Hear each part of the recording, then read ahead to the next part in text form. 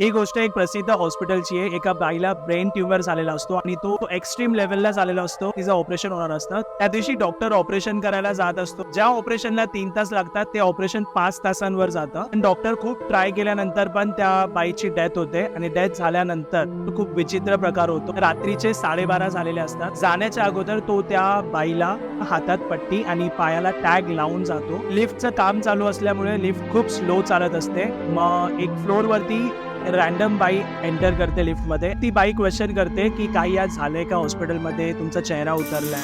Doctor reply करतो की असं काही नाहीये, बट आज हॉस्पिटलमध्ये एका बाईला ब्रेन ट्यूमर झालेला. खूप प्रयत्न केल्यानंतरही तिची डेथ झाली. त्यानंतर एक फ्लोअरवरती ऑटोमॅटिकली लिफ्ट ओपन होते की समोर बघितल्यावरती तीच बाई असते जिची डेथ झाली. हातात पट्टी असते आणि पायाला पण तोच टॅग असतो. हे बघून डॉक्टर घाबरतो आणि बाजूच्या बाईला बोलतो लवकर दरवाजा बंद करायला. तीच बाई आहे ती जिची